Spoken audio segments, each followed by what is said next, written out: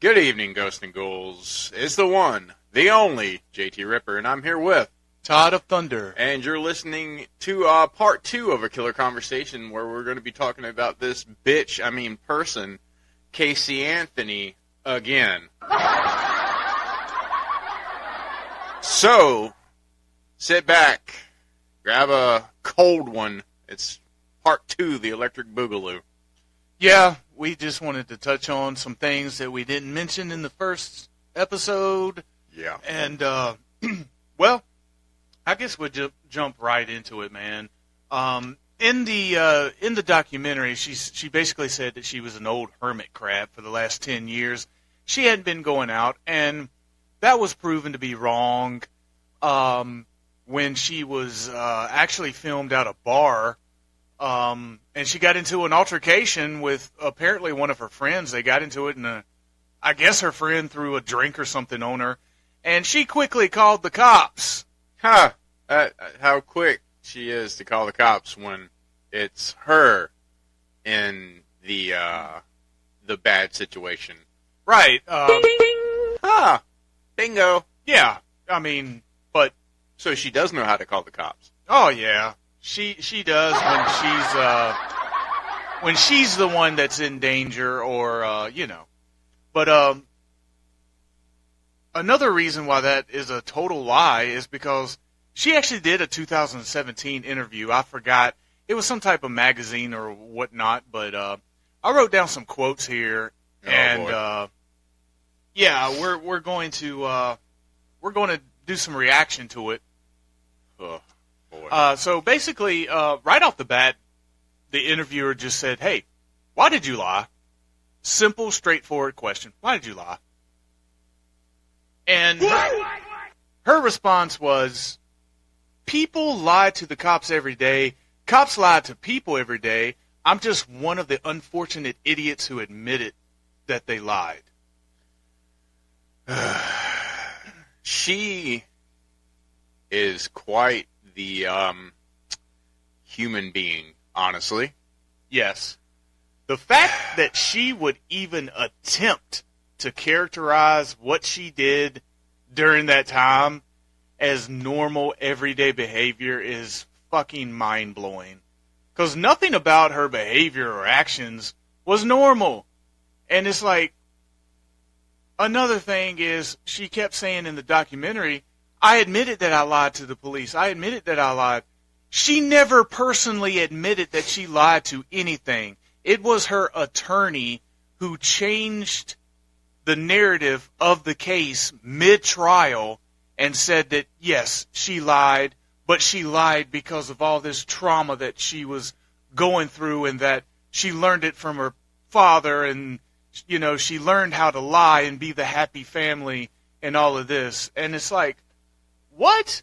Are you, I mean... That's what I was going to get to, is that in the documentary, she said that growing up, that her father was a lying piece of shit, so therefore she's a lying piece of shit, so therefore you should not hold it against her for being a lying piece of shit, because she was raised to be a lying piece of shit. Yeah, and she also said... what's your relationship, in the documentary they say, what's your relationship with the truth and lies now? And she goes, "I'm too honest. I'm blunt. Everything that I said in the past was a lie, but now you believe me from here on, right?" Right. We believe you, Casey. We believe you. And in this 2017 interview, she also says, "I see why I was treated the way I was, even if I had been truthful with the officers the whole time." Basically, what she's doing is she's implying that the cops treated her wrong. And, her implication that she somehow was treated poorly by the cops is the most idiotic statement I've ever heard in my life. She wasted countless resources from the cops, the community, the many volunteers who tirelessly searched for her child, despite her knowing that her child was deceased. She fabricated. Yeah, You know what I meant. I know. She fabricated narratives. She intentionally misled the cops. She offered fake names, fake addresses, fake places of employment, and she has the fucking gall to imply that somehow she was wronged? Yeah. You know who was wronged? You know who was wronged? Who? Kaylee Anthony was wronged, and she was mistreated. Casey Anthony was simply just held accountable for her bullshit.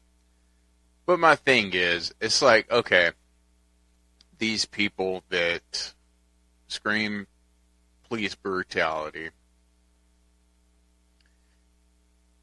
when they're resisting arrest and running from the cops and threatening them with a weapon, they're like, oh, I'm a victim. No, you're not. You fucking used a toy gun or a real gun or resisted arrest.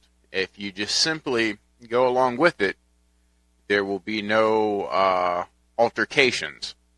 Well, so in this case, she didn't do, like, none of that even happened. No. I'm getting, just roll with me. When she claims that the police were out to get her and that they were, what did she say, mean towards her or some shit like that? She said, the quote was, I see why I was treated the way I was. Okay. Well, they knew she was lying. They caught her in a lie. So therefore, they were doing their job. They were following the leads. Right. So if I think or no, well, it's not. They didn't think. They know that she was lying to her. They caught her until she could not lie anymore. Mm-hmm. So therefore, no shit, they're not going to believe you. No shit, they're going to hound you because they think you're guilty because they have caught you in so many lies.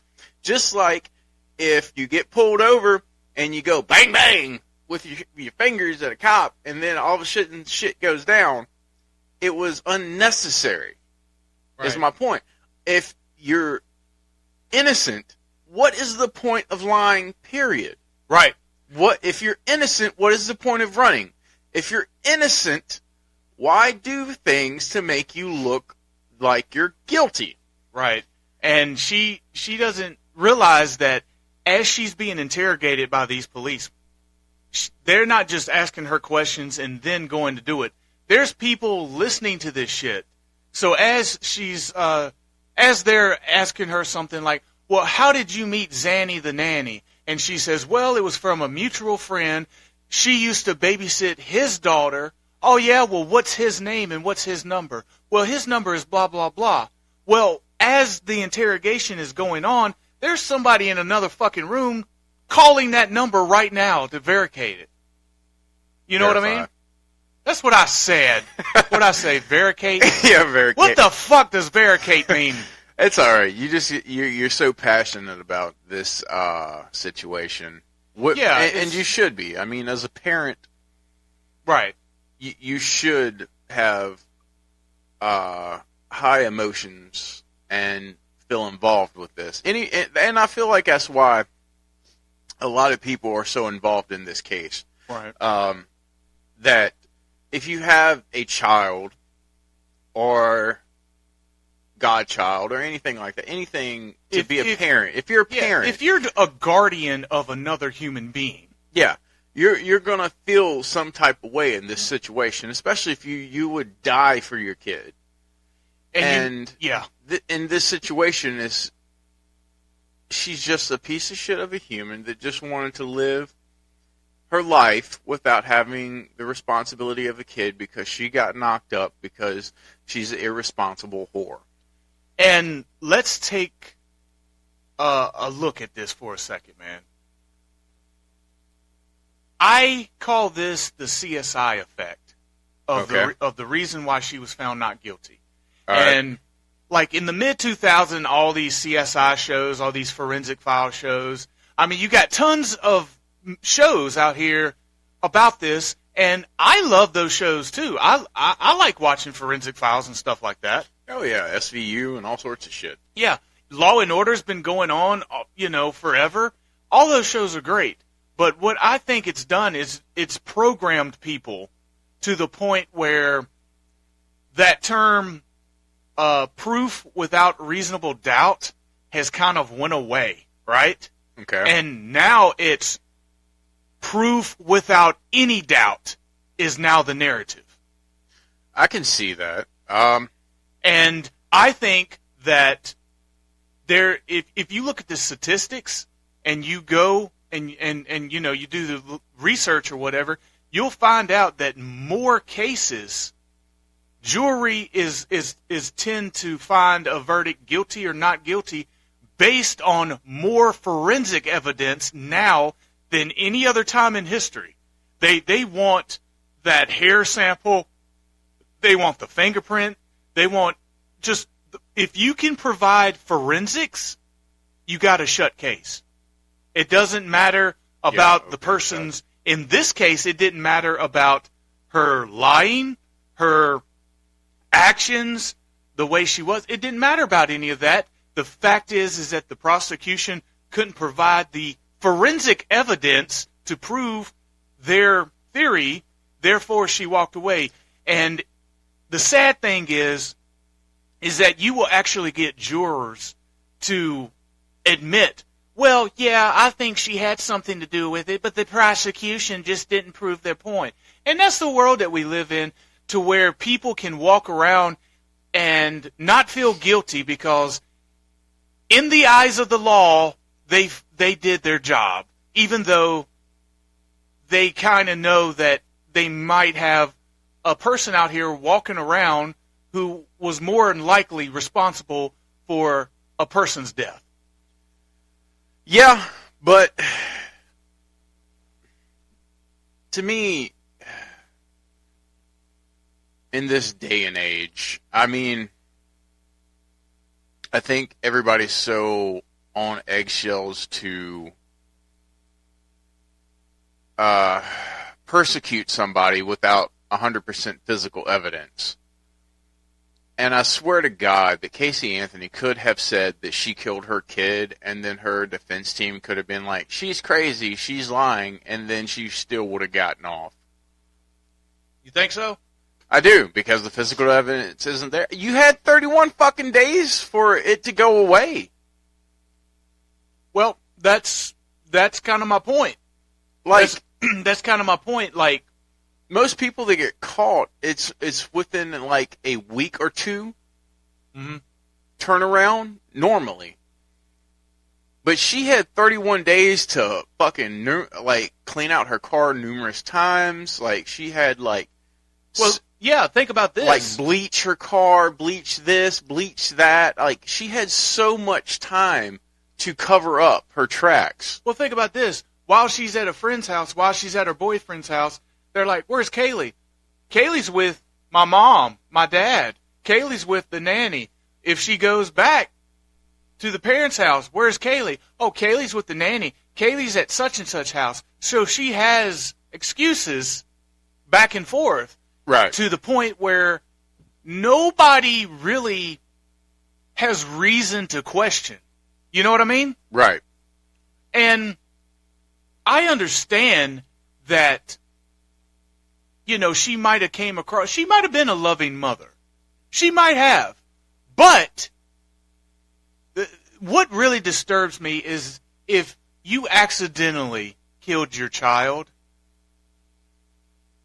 but then you turn around and you disrespect the remains. That's what really disturbs me.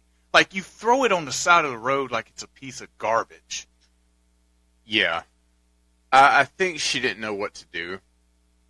And that's why I got tossed to the side of the road. Well, I have a theory that I think she, do you remember the documentary where they said they brought in a doctor and they examined her and they found her nothing?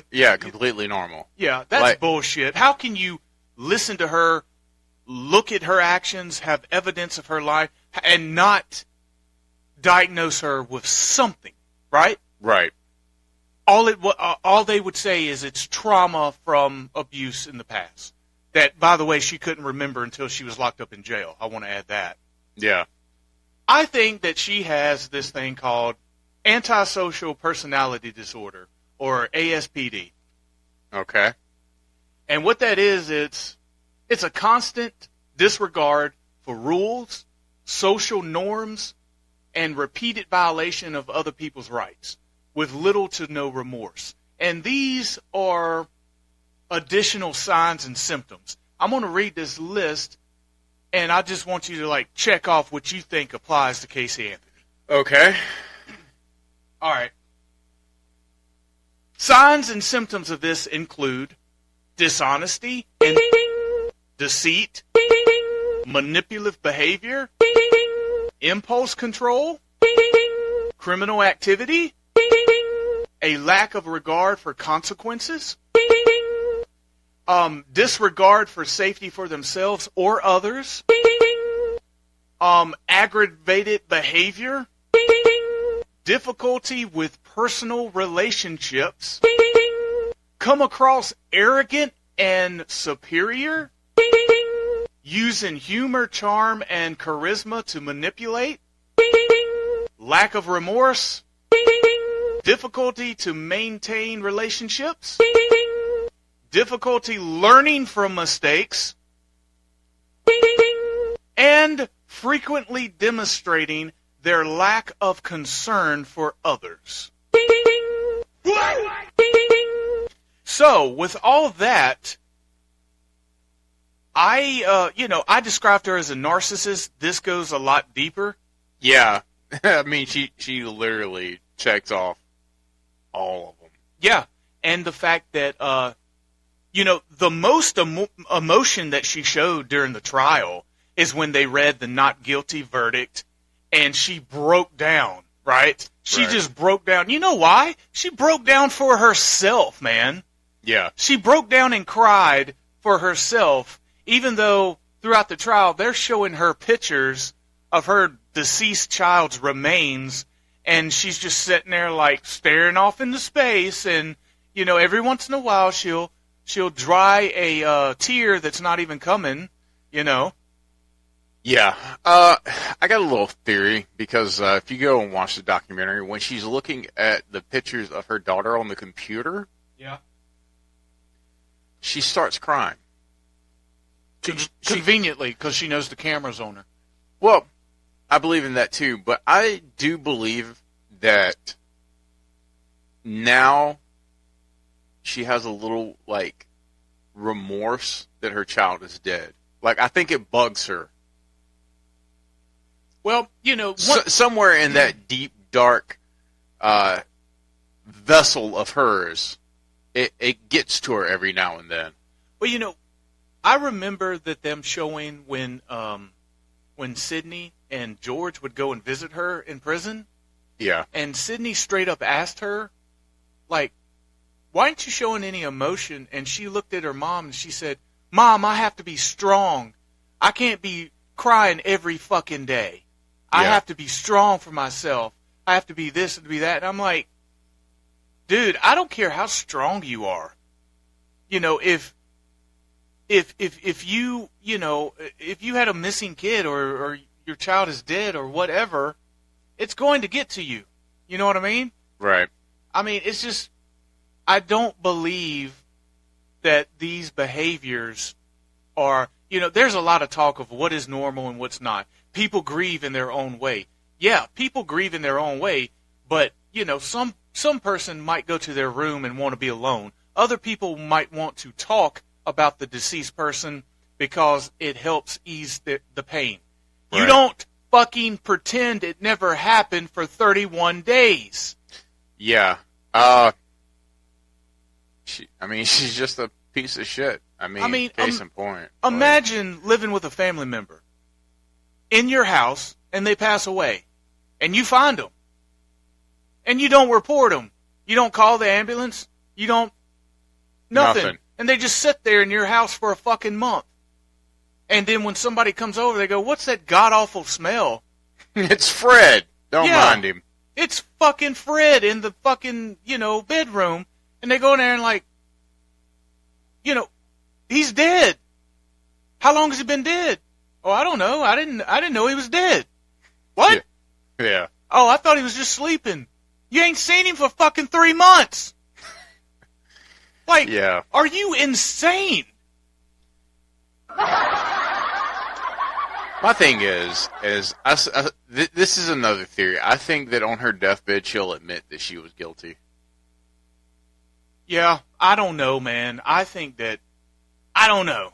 Maybe she's such a fucking narcissist that I believe that she has said so many lies that she actually believes herself. Yeah, she believes what she's saying. Like, she honestly believes it.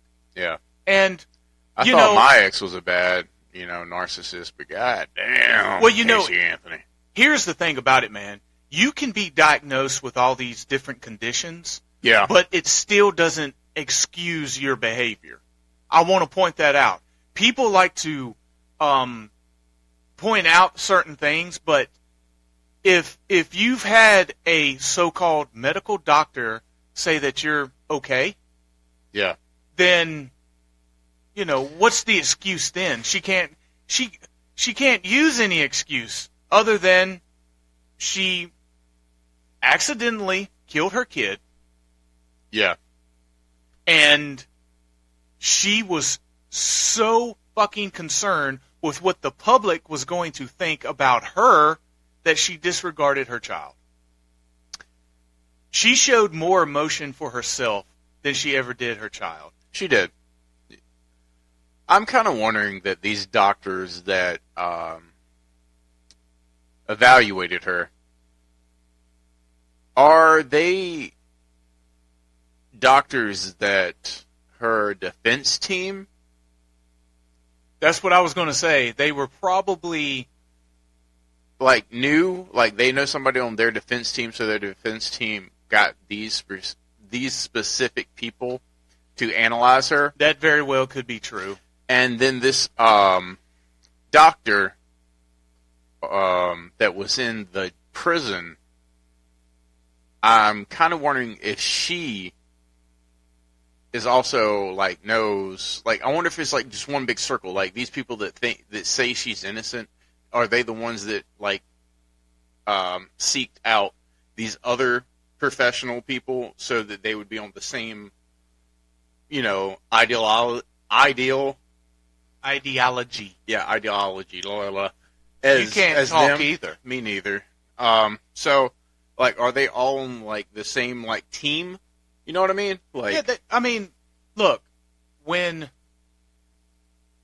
it's when you go to trial and the prosecution calls a witness, it's their witness.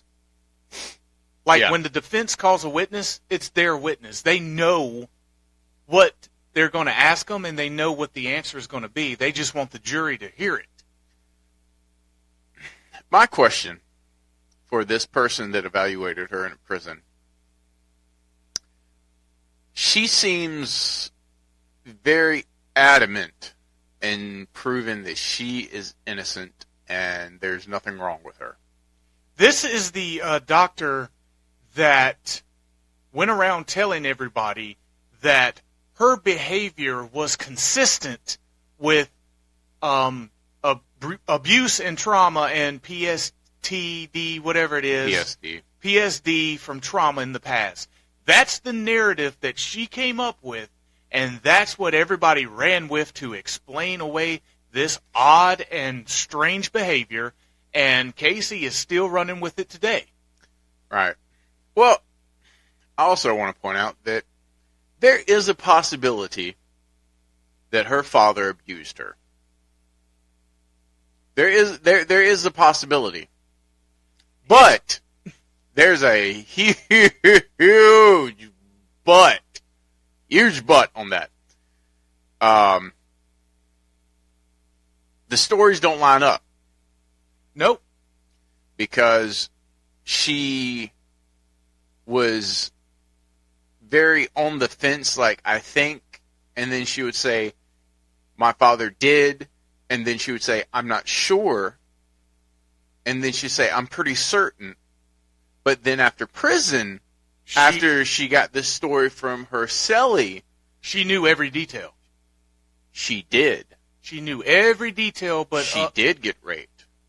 Yeah. Or molested, excuse me. But before then, God, what? No, I don't know. Even in this documentary, this new one, like, if you listen to, like, the words she uses beforehand when they show the footage, it's not, he did, it was, I think, possibly, everything but a solid answer. Now, it's definitely. Yeah, it's, I didn't want him to do to Kaylee what he did to me. He did this, he did that, my trauma, my abuse. I don't want what he did to me, blah, blah, blah, blah, blah, blah, blah. And it's like. But this is new. Yeah. This is something that you never could remember until somebody else brought it up. Right. And look, I'm not saying that you have to remember everything that happened in your life, because there's times where you can be around somebody and somebody goes, "Hey man, do you remember that time we did this and this?" And you go, "Holy shit, I'd have forgot about that." Yeah, I remember. This ain't one of those times. If somebody fucking molested you, if somebody abused you, you will never forget that. Especially, are you telling me that your abuse stopped at 12 years old and here you are in your early 20s and you just forgot it just like that? No, you're lying. Yeah, I touched on that last episode because I have a huge problem with that. Yeah. And I'll say it again. You don't fucking forget. It's not something that slips your mind if you're raped, if you're molested, if somebody's done you wrong. It don't slip your mind. You don't think, I kind of remember. No, you remember every fucking detail. And to sit there and lie about it, you're just a disgusting piece of shit. Period. Yeah, I'm not very religious, but if there is a hell, they have a special fucking pit for her. Yeah, I mean, yeah. They send her to hell in gasoline panties. She looks like the kind of person that would go to hell and scare the fucking devil. I heard that she has OnlyFans. I didn't look this up, but for a person that has social anxiety, if she does have a OnlyFans, you're fucking disgusting. Yeah, and for somebody who has social anxiety and hasn't been out in 10 years, you probably don't want to go to a bar where, social people go and, call the cops on somebody because they threw a drink on you. God forbid that, you were traumatized by that. That's funny. When something bad happens to her, she knows how to dial 911. Yeah, she's, I truly believe she has this ASPD, antisocial personality disorder, mixed with narcissism, mixed with, and don't get me wrong, I'm not saying that her parents were perfect. Her parents enabled this type of behavior in some way, shape, or form because there were stories about how, she was so horrible in school, she didn't even graduate, but they told everybody she graduated. They had a graduation party for her for all the family. Really? Yeah, and she never graduated. You know what I mean? Stuff like that. So there might have been some built-in, feelings or built-in way about her where lying was acceptable. You know what I mean? Right. But it still doesn't excuse when you have a child that is no longer with us. But yeah, this will be the last time we talk about Casey Anthony. We hope that we have driven home our point about what we think and where we stand. And it's a shame that most of America can look at this as a clear-cut, open and shut, guilty case, but 12 people in Florida couldn't. And, most of my favorite sports teams are from Miami, but Florida has a history of being fucking stupid, even going back to elections. Remember, they can't even count ballots right or whatever, so It doesn't surprise me that they didn't get this right. Yeah, it doesn't surprise me. It's very heartbreaking that this kid will never get any justice. And yeah, she'll never graduate. She would be 17 this year. Next year, she would be 18. That's crazy. That's Yeah, sad. she'll never get to graduate, man. She'll never get to drive a car. She'll never have a sweet 16 birthday. She'll never go through puberty and hit teenage years. She'll And never enjoy know being an adult. Yeah, she'll never enjoy Somewhat. being an adult. She'll never enjoy going to that first job, making her first paycheck. She'll never enjoy any of that. Yeah. I mean, if I guess I could end on a positive note. If you have kids, love and treat them as if they are the only thing on this earth, and it's all you have. Because you're not promised tomorrow. You're not even promised today. And those kids, when they grow up, will remember you doing your best to raise them, and they will look back and take care of you, guaranteed. Oh, yeah. And,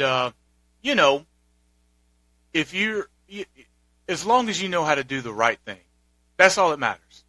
If you don't feel like doing the right thing, do the right thing anyway. Because it's the right thing. Because any other thing is wrong. Always go on the path of doing right. And if you do have kids, this is for anybody listening with kids out there. I know kids can be annoying and they can be bothering and, they can test your last nerve. But there is nothing in this world so bad that you can't just step away. If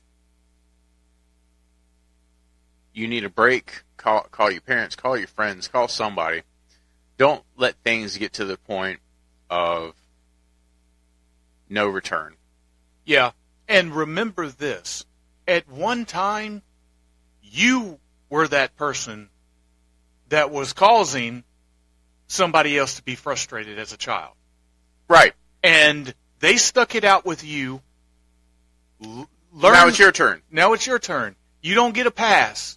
You don't get a pass. No. You're not special. No. We're put on this earth to, make the next generation a little bit better. A little bit better. We are a